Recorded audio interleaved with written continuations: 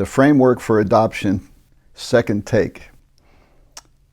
I admit that my eyes are blinking and I have an excuse.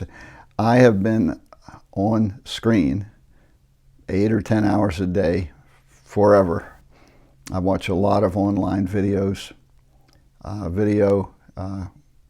tutorials, college credits, and things like that, college courses. And I'm also running my office remotely and doing a variety of other things. Not much TV, but certainly have been doing this.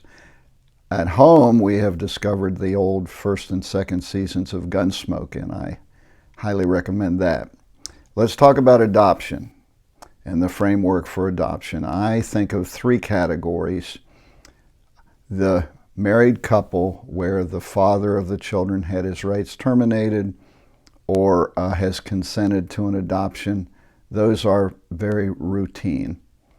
And the ones where the father has been neglectful, hasn't paid child support for a number of months or even years, hasn't reached out to the children, we file those as contested matters alleging abandonment, and they get heard in front of the circuit court.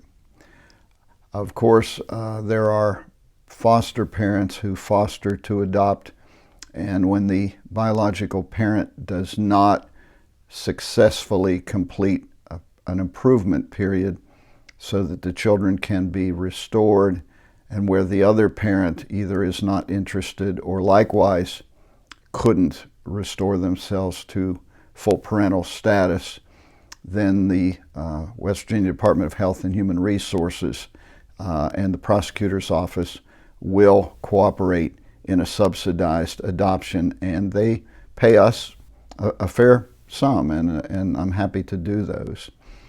There are times when a family member wants to adopt and you've got an adoption by a single person. There can be other complications. I've never done an adoption of a Native American child, but there is a paragraph in the adoption petition that says that the child is not a Native American child, and if that's not the case, I'm sure I can get the answer about how to proceed with it. But if it's based on a federal treaty of some kind and has to be in federal court, that is not a place I go, at least not in recent years. The cost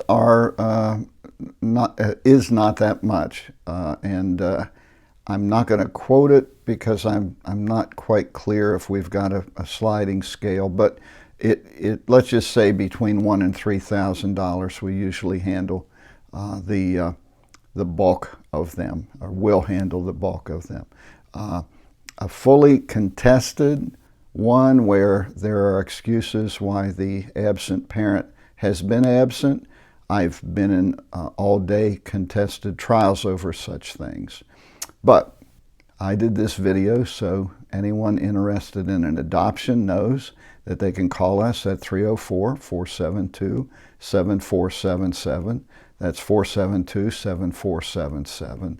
I don't have as much hands-on information about adoptions in my blog, but you can definitely type the word adoption into our blog at www.hunterlawfirm.net.